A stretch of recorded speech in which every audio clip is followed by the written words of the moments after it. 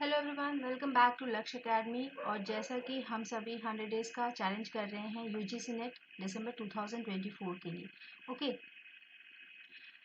इस चैलेंज में हमने अभी तक 5 दिन की क्लासेस कर ली हैं, जिसमें कि हमने अपना कॉन्सेप्ट और थ्योरी जो है, थ्योरी का सेक्शन जो है उसको अभी तक हम कंटिन्यू कर रहे थे।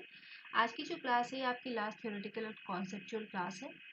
इसके बाद आपके 2 मूक्स होंगे, ठीक है, जिसमें प्रीवियस ईयर क्वेश्चन प्लस जो प्रोस्पेक्टेड क्वेश्चंस हैं इनको हम देखेंगे। ओके, सो दैट आपको पता चल सके कि आपका यूनिट 1 कितना कंप्लीट हुआ है और कितना और आपको प्रिपेयर करने की ज़रूरत है ना। बेसिक प्रीवियस ईयर क्वेश्चंस जो है उससे आपको आइडिया लग जाएगा कि किस तरह के क्वेश्चंस आते हैं, क्या क्या हमने नहीं पढ़ा और क्या क्या हमें और पढ़ना है। ठीक, तो ये तो है हमारा। थोड़ी सी इन्फॉर्मेशन देते हैं जो फर्स्ट टाइम स्टूडेंट्स आए हैं उनको, कि ये कॉमर्स का क्रैश कोर्स हमारा चल रहा है यूट्यूब पे, जो कि बिल्कुल फ्री है। और जिन स्टूडेंट्स को भी प्रिपरेशन करनी है ना, ये जो चैलेंज लेना है, इस पे जो भी क्लासेस हो रही हैं इसके पीडीएफ अगर आपको चाहिए तो इन सब के लिए क्लासेस करनी है, नोटिफिकेशन अगर आ जाए आपको चाहिए तो इन सब के लिए लिंक दिया हुआ है डिस्क्रिप्शन बॉक्स में, उसको जाके क्या है आप हम हमारे साथ ज्वाइन हो जाएंगे। ठीक है, लिंक को आप क्लिक करेंगे, हमारे साथ ज्वाइन हो जाएंगे। साथ ही साथ अगर किसी को थॉरो प्रिपरेशन करनी है पूरे दिसंबर 2024 नेट जेआरएफ के लिए, अगर आपको थॉरो प्रिपरेशन करनी है तो आप क्या है हमारा कॉमर्स का कॉम्प्रिहेंसिव बैच खरीद सकते हैं, जिसमें आपको डिटेल क्लासेस मिलेंगी, एमसीक्यूज मिलेंगे, 4000 प्लस आपको एमसीक्यूज मिलेंगी, लाइव एंड रिकॉर्डेड क्लासेस हैं, पीडीएफ डाउनलोडेबल फॉर्म में आप डाउनलोड करके रिविजन कर सकते हैं। देन आपका क्या है डाउट सेशंस है, अगर कोई डाउट होती है किसी भी तरीके की तो आप उसको क्लियर कर सकते हैं हमारे साथ। And for this you will get a 22% discount for now. ठीक है, अभी के लिए आपको 22% का डिस्काउंट मिल रहा है, जिसका कोड है आपका PO22। ठीक है, या आपका कोड है इस 22% डिस्काउंट को अवेल करने के लिए। ठीक है, जितनी जल्दी हो सके उतनी जल्दी कोर्स को परचेज कर लें, क्योंकि डिस्काउंट्स जो है वो बाद में हटा दिए जाएंगे और प्राइसेस भी हाइक हो जाएंगे। चलिए, ये सारा आपका इन्फॉर्मेशन था रिगार्डिंग योर कोर्स। ठीक है, कि कौन सा फ्री है, कौन सा रिवीजन के लिए है, कौन सा थॉरो के लिए है, ये सारा आपका इन्फॉर्मेशन था। अब हम आते हैं आज के टॉपिक पे। थ्योरी का आज लास्ट क्लास है। ओके, अब देखिए आज हम क्या क्या चीज़ें देखेंगे कि एलपीजी क्या है, that is your LPG concept क्या है, ये कब लिया गया, क्यों लिया गया, क्या इसके बेनिफिट्स हैं, क्या इसके नेगेटिव इम्पैक्ट्स हैं, ये सारी चीज़ें हम देखेंगे। देन हम देखेंगे आपका balance of trade and balance of payment क्या होता है। Okay, what is BOT and BOP, ये हम देखेंगे। बैलेंस ऑफ ट्रेड और बैलेंस ऑफ पेमेंट किसे हम कहते हैं। फिर कुछ इंटरनेशनल इकोनॉमिक ऑर्गेनाइजेशंस हैं जो कि डेवलपिंग कंट्री के रिफॉर्म के लिए बनाई गई हैं, और कुछ ट्रेड्स हैं जिनको हमको देखना है। ठीक है, इंटरनेशनल ट्रेड इंस्टीट्यूशंस कौन कौन से हैं जो हमको क्या है, अंतर्राष्ट्रीय व्यापार संस्थान कौन कौन से हैं जो अंतर्राष्ट्रीय व्यापार में हमें मदद करते हैं, और व्यापार समझौते क्या हैं। ठीक है, ये देखेंगे।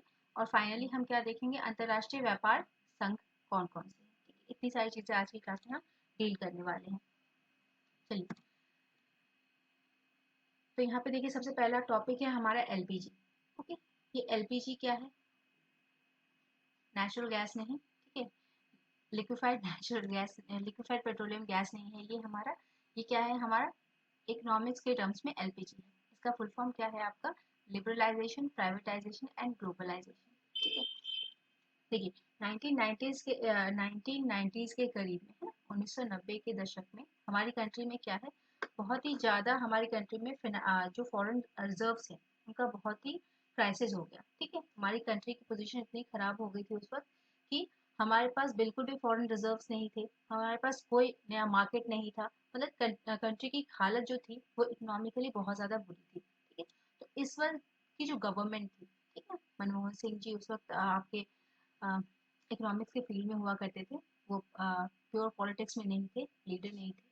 तो उन्होंने क्या उन्होंने और उनकी टीम ने कौन सा आपका प्लान दिया था, एक न्यू इकोनॉमिक पॉलिसी का प्लान दिया था। ठीक है, जिसको आपको इम्प्लीमेंट कब किया गया, जुलाई 24 1991 में। ओके, इसमें गवर्नमेंट ने एक मॉडल अपनाया कि जो पूरी इकोनॉमी, जो हमारी पूरी अर्थव्यवस्था की जो हालत जो चरमरा सी गई थी, उसको रिवाइव करने के लिए उन्होंने क्या किया, एलपीजी का कॉन्सेप्ट लाया कि लिबरलाइजेशन, प्राइवेटाइजेशन एंड ग्लोबलाइजेशन हम करेंगे। हमारा जो भी बिजनेस है, हमारी इकोनॉमी का जो बिजनेस है, उसको हम वैश्विक स्तर पे लेके जाएंगे। ठीक है, जितनी भी हमारी जो सरकारी हमारी ऑर्गेनाइजेशंस हैं, जो आपकी खत्म होने की कगार पे थी, बहुत बुरा परफॉर्म कर रही थी, उन सबको हम लिबरलाइज कर देंगे या प्राइवेटाइज कर देंगे, ठीक है, प्राइवेट सेक्टर को दे देंगे कि वो उसकी स्थिति को सुधार दें। Okay, foreign reserves, sufficient foreign reserves हमारी कंट्री में आ जाए, इसके लिए ये न्यू इकोनॉमिक पॉलिसी को अडॉप्ट किया गया था। कब अडॉप्ट किया था, ये डेट आप याद रख लेंगे, ठीक है। सबसे पहले लिबरलाइजेशन क्या होता है? लिबरलाइजेशन मतलब क्या है कि कुछ जो सेक्टर्स हैं, जैसे कि कुछ जब लिबरलाइजेशन हुआ था तो 14 सेक्टर्स को क्या है, आपको गवर्नमेंट के लिए रिजर्व कर दिया गया, बाकी सारी जो सेक्टर्स थे उनको लिबरल कर दिया गया, ऑटोनॉमी दे दी गई, ठीक है। जितने भी रूल्स रेगुलेशंस जो बहुत ज़्यादा सख्त रूल और रेगुलेशंस लगे हुए थे, कानून लगे हुए थे हमारी इंडस्ट्रीज पे, उनको क्या किया गया, छूट दे दी गई उनको। लिबरलाइज मतलब क्या, उनका उदारीकरण कर दिया गया। गवर्नमेंट का डिसीजन मेकिंग में जो डिसीजन था, ठीक है, मतलब गवर्नमेंट का जो कंट्रोल था कि आप बिना गवर्नमेंट के अप्रूवल के कोई डिसीजन नहीं ले सकते, उसको क्या किया गया, उदार कर दिया गया, ठीक। तो उदारीकरण ये हुआ था कि जो भी रूल्स रेगुलेशन जो भी सेक्टर्स पे लगे हुए हैं उनको उदार कर दिया गया। सिर्फ 14 सेक्टर्स को रिजर्व करके बाकी सारे सेक्टर्स को लिबरल कर दिया कि आपको जैसे बिजनेस करना है आप कीजिए अपने हिसाब से, okay, that is your liberalisation. फिर प्राइवेटाइजेशन क्या है? प्राइवेटाइजेशन में क्या है कि गवर्नमेंट की जो ओनरशिप है, गवर्नमेंट का जो कंट्रोल, ओनरशिप और मैनेजमेंट जो है उसको क्या करती है गवर्नमेंट, विड्रॉ कर लेती है, वापस ले लेती है, ठीक है, कि हम आपका मैनेजमेंट नहीं कर रहे, हम आपके मालिक नहीं हैं, आप अपने मालिक खुद हैं, ठीक। तो इसको करने के लिए दो तरीके से आपका लिबरलाइजेशन किया गया, या अभी भी किया जाता है, ठीक है। जब जैसे बोलते हैं ना कि अभी LIC का आपका प्राइवेटाइजेशन हो रहा था, तो सब बोलते थे कि LIC को प्राइवेटाइज कर रहे हैं, बहुत गलत काम कर रहे हैं। तो इसमें क्या है कि गवर्नमेंट दो तरीकों से ये प्राइवेटाइजेशन कर सकती है। पहला तो क्या कि वो अपना कंट्रोल करती, जैसे कि अगर किसी भी कंपनी में 51% शेयर्स अगर गवर्नमेंट का हो तो वो गवर्नमेंट कंपनी कहलाती है ना। तो क्या है कि पहले कंडीशन में वो क्या करती है कि अपना जो परसेंटेज है वो कम कर देगी, है ना, 51% से डिक्रीज कर देगी, 45 कर देगी, 40 कर देगी, 49 कर देगी। तो क्या है, इससे क्या होगा कि उसका ओनरशिप उस पर खत्म हो जाएगा, क्योंकि पावर प्राइवेट सेक्टर के हाथ में चला जाएगा। दूसरा वो क्या कर सकती है कि सेल कर सकती है, बेच दे पूरी की पूरी कंपनी को। फॉर एग्जाम्पल अगर रेलवे को अगर गवर्नमेंट बेच दे किसी प्राइवेट कंपनी के हाथों, ठीक है। तो दो तरीके से क्या है प्राइवेटाइजेशन हो सकता है, किसी भी हम पब्लिक सेक्टर कंपनी को जो कि गवर्नमेंट कंपनी है उसको प्राइवेट कंपनी, इन दो तरीकों से हम बना सकते हैं, ठीक। दैट इज योर प्राइवेटाइजेशन, ये आपका प्राइवेटाइजेशन था। निजीकरण, हिंदी में इसको निजीकरण बोलेंगे हिंदी वाले स्टूडेंट्स के लिए। देखिए अभी किया कब जाता है, इनको किस कंडीशन में किया जाएगा, जब आपकी पब्लिक सेक्टर की कंपनीज जो है उसकी इफिशियंसी बहुत कम हो गई हो, प्रॉफिटेबिलिटी बहुत हो गई हो, ग्रोइंग लॉसेस, लॉसेस बढ़ते जा रहे, घाटा बढ़ता जा रहा है, पॉलिटिकल इंटरफेरेंस बहुत ज़्यादा हो जाए, या फिर लेबर इश्यूज बहुत ज़्यादा है, मतलब दिक्कतें किसी भी तरीके की बहुत सारी दिक्कतें अगर आपकी पब्लिक सेक्टर की कंपनीज में आ जाती हैं, तब आप ये प्राइवेटाइजेशन करते हैं, okay. And final is your globalisation. हमने देख लिया लिबरलाइजेशन क्या है, प्राइवेटाइजेशन क्या है, ग्लोबलाइजेशन क्या है, ठीक है।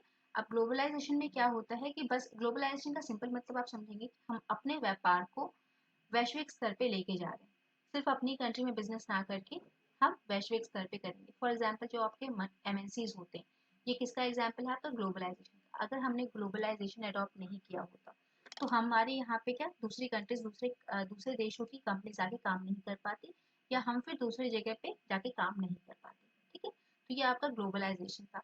ग्लोबलाइजेशन में हम क्या करते हैं, ग्लोबलाइजेशन अलेबल करता है आपका फ्री फ्लो ऑफ इंफॉर्मेशन, हम इंफॉर्मेशन का एक्सचेंज कर सकते हैं, टेक्नोलॉजी का, गुड्स एंड सर्विसेज का, कैपिटल इन्वेस्टमेंट, पीपल का, जैसे हमारे यहाँ के डॉक्टर्स विदेश में जाके काम करते हैं, वहाँ के डॉक्टर्स हमारे यहाँ के काम करते हैं।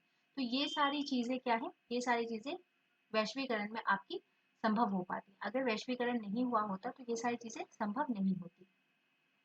अब देखिए इसमें क्या है, ट्रेड, इन्वेस्टमेंट एंड मार्केट, इन तीन चीज़ों का आपका क्या है, आदान प्रदान होता है, ठीक ना। हम ट्रेड करते हैं दूसरी कंट्रीज के साथ, इन्वेस्टमेंट करते हैं दूसरी कंट्री में, या वो हमारे यहाँ करते हैं, और दूसरा क्या, मार्केट हम सर्च करते हैं।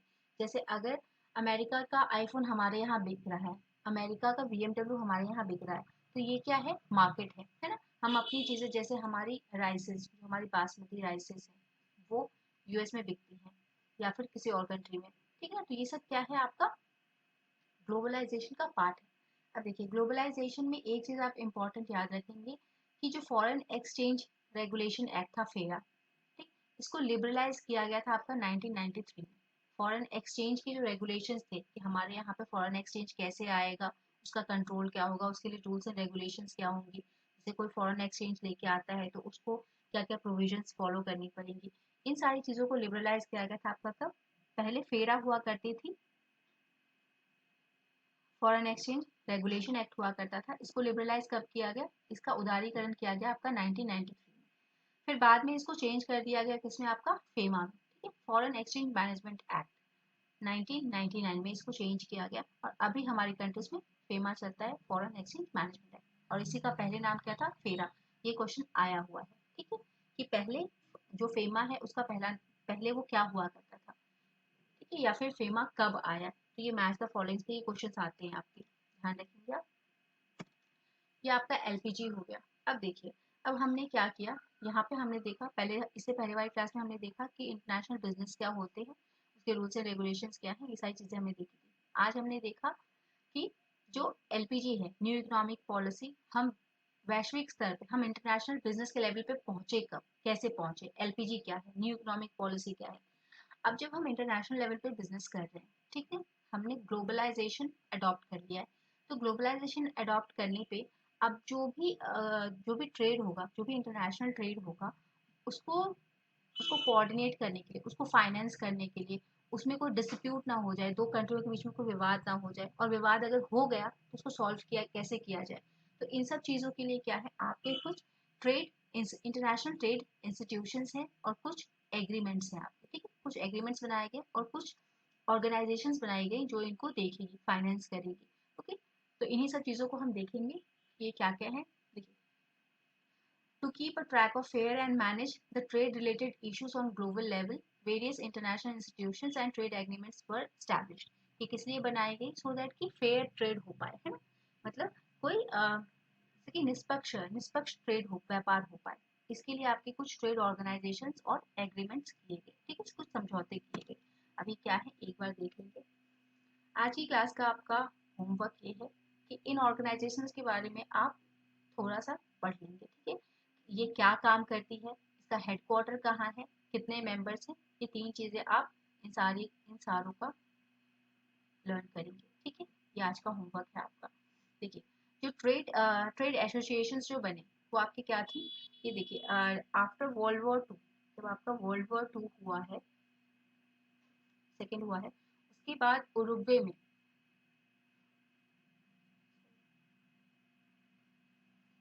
में आपका एक ब्रिटेन वुड कॉन्फ्रेंस हुआ, ब्रिटेन वुड कॉन्फ्रेंस में आपका डब्ल्यूटीओ डब्ल्यूटीओ का ऑर्गेनाइजेशन हुआ, ठीक है, वर्ल्ड ट्रेड ऑर्गेनाइजेशन, और वहां से ये कुछ इंटरनेशनल ट्रेड ऑर्गेनाइजेशंस निकल के आए, जिसमें आपका शामिल है वर्ल्ड बैंक का ही दूसरा नाम क्या है आपका, आईबीआरडी। ये क्वेश्चन भी आया हुआ है, इंपॉर्टेंट, कि वर्ल्ड बैंक को और दूसरे किस नाम से जानते हैं, फिर इसका फुल फॉर्म भी आपसे पूछ लेता है कि इसका फुल फॉर्म क्या है, okay. International bank for reconstruction and development, इसका काम ही क्या है कि रिकंस्ट्रक्शन और डेवलपमेंट का जितना भी डेवलपिंग कंट्रीज में काम हो रहा है उसको ये फाइनेंस प्रोवाइड कराती है, ठीक है। फिर नेक्स्ट है आपका आईएफसी, इंटरनेशनल फाइनेंस कॉर्पोरेशन, 1956 में बना आपका। मल्टीलेटरल इन्वेस्टमेंट गारंटी एजेंसीज 99 मीगा इसको बोलते हैं, 1998 में बना। आईडीए डेवलपमेंट, ये भी डेवलपमेंट का काम करती है, ये कब बना आपका, 1960 में। और फिर आईसीएसआईडी, ठीक है, 1996 में आपका बन के तैयार हुआ। अब देखिए, एक इसमें यहाँ पे मेंशन नहीं किया हुआ है आईएमएफ, ठीक है, इंटरनेशनल मॉनेटरी फंड, ठीक है। ये जितनी भी चीजें हैं ना, ये सारा जितना भी नाम यहाँ पे दिया हुआ है, ये सब किसके सब्सिडियरी है, ये वर्ल्ड बैंक के हैं, और एक इंटरनेशनल मॉनेटरी फंड है जो कि इससे इंडिपेंडेंट है। ये भी आपसे पूछा जाता है कि कौन सा वर्ल्ड बैंक के तहत नहीं आता, तो आईएमएफ जो है वो वर्ल्ड बैंक के तहत नहीं आता, ओके, इसका पार्ट नहीं है। अब देखिए, कुछ इंपॉर्टेंट आपके एग्रीमेंट्स हैं, यहाँ पे जैसे आप दो तीन और चीजें देखेंगे, एडीबी क्या है, सॉरी, एडीबी क्या है, इसका भी हेडक्वार्टर, कितने मेंबर्स हैं, कब बना, ये सारी चीजें आप देख लेंगे। ब्रिक्स देख लेंगे, सबको सबको यहाँ पे करवाना थोड़ा पॉसिबल नहीं है, तो आप इन चीज़ों को एज अ होमवर्क करेंगे, लेकिन आज के आज ही करेंगे, क्योंकि कल जो हम टेस्ट लेंगे, कल परसों जो टेस्ट लेंगे उसमें क्वेश्चन उनके ज़रूर होंगे, ओके। फिर देखिए ट्रेड एग्रीमेंट्स कुछ देख लीजिए। गैट है आपका एक ट्रेड एग्रीमेंट। फिर टेक्सटाइल और क्लोथिंग पे एग्रीमेंट्स बने हुए हैं हमारे पास। एग्रीमेंट्स और एग्रीकल्चर, ट्रेड सर्विसेज पे आपका एग्रीमेंट है। देन ये दो, इन दोनों से क्वेश्चन पूछे हुए हैं, ट्रिप और ट्रिम से। ठीक है, ट्रिप जो है आपका पी आ रहा है ना इसमें, तो ये किससे रिलेटेड है? इंटेलेक्चुअल प्रॉपर्टी से। याद रख लेंगे, पूछता है कि ट्रिप का फुल फॉर्म क्या है और ये किससे रिलेटेड है। ये क्वेश्चन आया हुआ क्वेश्चन है, इंपॉर्टेंट मार्क कर लेंगे आप। और ट्रिम क्या है? तो ट्रेड रिलेटेड इन्वेस्टमेंट मेजर्स, ये इन्वेस्टमेंट मेजर से है। ओके, इसका आप IM याद रखिए, इन्वेस्टमेंट मेजर, और इसका आप P याद रखेंगे, intellectual property. P for property, intellectual property से रिलेटेड ट्रेड है। सारे एग्रीमेंट्स इसके इसमें दिए हुए हैं, जैसे ट्रेडमार्क, कॉपीराइट, ये सारी जो चीजें हैं ना, वो सारा इसी में आती है। पेटेंट इन्हीं एग्रीमेंट के तहत वो कंट्रोल होती है। ओके, देखिए यहाँ पे बहुत ये रिवीजन के पर्पज से ये क्लासेस आपकी हैं, तो क्या है, इसको थोड़ा शॉर्ट ही रखते हैं हम। हर कॉन्सेप्ट को टच करने की कोशिश करते हैं, बट एक्सप्लेन करना बहुत ज़्यादा पॉसिबल नहीं हो पाएगा ना, बहुत लेंदी हो जाएगा। फिर देखिए अब दो चीज़ें, ये हमने बिजनेस देख लिया, उससे रिलेटेड ऑर्गेनाइजेशन देख लिया हमने, कब हमने इंटरनेशनल बिजनेस एक्सेप्ट किया, फिर उससे रिलेटेड ऑर्गेनाइजेशंस और एग्रीमेंट्स क्या है, ये चीज़ें हमने देख ली। अब हम देख लेते हैं कि जब हम सारा बिजनेस कर लेंगे तो उसकी अकाउंटिंग कैसे करते हैं इंटरनेशनल लेवल पे हम। तो इसके लिए दो चीज़ें आपको पता होनी चाहिए, एक BOT पता होना चाहिए और एक BOP पता होना चाहिए। ठीक है, balance of trade and balance of payment. Balance of payment का एक पार्ट है, मतलब ये ट्रेड का पार्ट है आपका, और ये होलसेल ओवरऑल अकाउंटिंग करता है आपका। अब वन बाय वन देख लेते हैं ये क्या काम होते हैं। जो बैलेंस ऑफ ट्रेड है, ये क्या है? फाइनेंशियल स्टेटमेंट, जो कि किसको दिखाता है? Import and export of commodities को दिखाता है, जो दूसरे देशों के साथ हम एक्सपोर्ट और इम्पोर्ट करते हैं ना, सिर्फ कमोडिटी, सिर्फ गुड्स का दिखाता है। ठीक, सर्विसेज इसमें इंक्लूड नहीं होती है। Transactions related to the goods are included in BOT, not services. पहला बात ये याद रखेंगे आप। और ये क्या है? इम्पोर्ट और एक्सपोर्ट का एक स्टेटमेंट है। It deals with the net profit and net loss of a country. एक कंट्री का नेट प्रॉफिट और नेट लॉस ये शो करेगा। इसमें जो बैलेंस ऑफ ट्रेड में जो डिफरेंस आता है ना, वो किसका आता है? एक्सपोर्ट और इम्पोर्ट का। हमने कितना इम्पोर्ट किया और कितना एक्सपोर्ट किया, हम यही डिफरेंस ही निकालते हैं कि बैलेंस ऑफ ट्रेड में हमने इम्पोर्ट ज़्यादा किया है या एक्सपोर्ट ज़्यादा किया है, ये चीज़ निकालते हैं। इसमें कैपिटल ट्रांसफर्स को हम इंक्लूड नहीं करते। ठीक, जैसे लॉन्ग टर्म लोन्स वगैरह होती है ना, उन सब चीज़ों को हम इसमें इंक्लूड नहीं करते बैलेंस ऑफ ट्रेड में। ये कहाँ जाता है आपका? BOP में चला जाता है। Then next is your net effect on, जो BOT का जो नेट इफेक्ट आएगा जब हम प्रिपेयर कर लेंगे BOT, ये जो स्टेटमेंट हम इंपोर्ट और एक्सपोर्ट का जब हम बना लेंगे, तो हमारे पास क्या चीज़ें आ सकती हैं? या तो हमें पॉजिटिव रिजल्ट मिल सकता है, नेगेटिव रिजल्ट मिल सकता है, या तो जीरो हो सकता है। जीरो मतलब हमारा इंपोर्ट और एक्सपोर्ट दोनों बराबर हो जाए। ओके, दूसरा क्या? पॉजिटिव मतलब क्या? पॉजिटिव कब होगा? जब हमारे एक्सपोर्ट्स हमारा ज़्यादा हो देन इम्पोर्ट। तो ये कैसा? पॉजिटिव बैलेंस ऑफ ट्रेड हुआ हमारा, कि हमने एक्सपोर्ट ज़्यादा किया है और एक्सपोर्ट ज़्यादा किया, इम्पोर्ट कम किया है। ओके, और नेगेटिव कब होगा? जब हमारा इम्पोर्ट ज़्यादा हो जाएगा और एक्सपोर्ट कम हो जाएगा, हमारा आउटफ्लो ऑफ मनी हो जाएगा, हमारे यहाँ फॉरेन करेंसी आएगी नहीं, हमारे यहाँ से करेंसी बाहर चली जाएगी। ओके, तो इसका तीन इफेक्ट हो सकता है, पॉजिटिव, नेगेटिव और आपका जीरो। इसमें होता क्या है? एक्सपोर्ट और इम्पोर्ट का सारा ट्रांजेक्शन रिकॉर्ड होता है, लेकिन सिर्फ गुड्स गुड्स का, सर्विसेज का नहीं इसमें इंक्लूड करते। कैपिटल ट्रांसफर हम इसमें इंक्लूड नहीं करते हैं। ओके, और ये किसे करते हैं? हम नेट प्रॉफिट और नेट लॉस निकालने के लिए एक कंट्री का। नेक्स्ट हमारा क्या है? आपका बैलेंस ऑफ पेमेंट। अब ये बैलेंस ऑफ पेमेंट क्या होता है ये देख लेते हैं। बैलेंस ऑफ ये दो मोस्ट इंपॉर्टेंट आपके अकाउंट्स होते हैं। ओके, दो इंपॉर्टेंट अकाउंट्स हैं फॉर इंटरनेशनल बिजनेस। जो कभी भी कोई कंट्री जब इंटरनेशनल बिजनेस करती है ना, तो वो दो रिकॉर्ड जरूर बनाती है, और इससे हमारी कंपनी की ग्रोथ का बहुत ज़्यादा पता चलता है। ओके, तो देखिए अब नेक्स्ट क्या है? बैलेंस ऑफ पेमेंट है। बैलेंस ऑफ पेमेंट भी एक फाइनेंशियल स्टेटमेंट है, जो किसका रिकॉर्ड रखती है? It keeps the records of all the economic transaction by the nation with rest of the world. किसी भी इकोनॉमी का, किसी भी एक नेशन का दूसरी कंट्रीज के साथ, दूसरी जितनी भी नेशंस हैं, सबके साथ क्या इकोनॉमिक ट्रांजैक्शन हुआ है, ठीक है, जिसमें पैसों का लेन देन हुआ है। अकाउंट्स का पार्ट है, तो ऑब्वियसली इसमें इकोनॉमिक ट्रांजैक्शन हुए होंगे। ठीक ना, तो सारी चीजों का, सिर्फ गुड्स का नहीं, इसमें गुड्स, प्लस योर सर्विसेज, दोनों चीजें आ जाती हैं। जितना भी इकोनॉमिक ट्रांजेक्शन हुआ जिसमें पैसे इन्वॉल्व है, चाहे वो गुड्स का हो चाहे सर्विसेज का, सारे ट्रांजेक्शन को हम यहाँ क्या करते हैं, रिकॉर्ड करते हैं in balance of payment. Okay, it deals with the proper accounting of transactions conducted by the nation. Proper accounting होती है, सारी चीजें इसमें इसमें आपकी मेंशन की जाती हैं।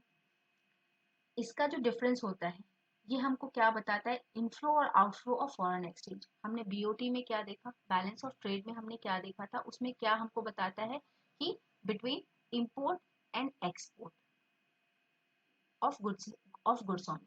ठीक है, यहाँ पे हमको क्या पता चलता है, जब डिफरेंस हमारे पास निकल के आता है तो हमें क्या पता चलता है कि हमारी कंट्री में कितना फॉरेन एक्सचेंज आया या हमारी कंट्री से कितना फॉरेन एक्सचेंज बाहर गया। ओके, हमको बैलेंस ऑफ पेमेंट का डिफरेंस हमको ये बताता है।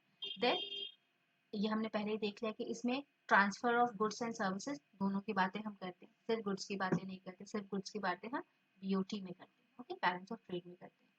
Transfer of capital R included, यहाँ पे जो लोन वगैरह जो हम देते हैं, लोन देते हैं, ग्रांट्स देते हैं, ये सारी चीज़ों का यहाँ पे क्या है, आपका रिकॉर्डिंग होती है in balance of trade, balance of payment. Okay, and last is the net effect of BOP is always zero. BOP का जो नेट इफेक्ट आएगा आपका वो हमेशा जीरो आएगा। ओके, ये आपका पूरा बैलेंस ऑफ पेमेंट हो गया। तो आज हमने शॉर्ट में क्या क्या चीजें देखी, हमने देखा कि एलपीजी क्या है, कब लिया गया, क्यों लिया गया, है ना। इस टाइम हमने डिवैल्यूएशन, एक दो और पॉइंट देख लीजिए कि इस टाइम हमने क्या है, डिवैल्यूएशन करा था अपनी मनी का। ठीक है, डिवैल्यूएशन ऑफ इंडियन करेंसी हमने करी।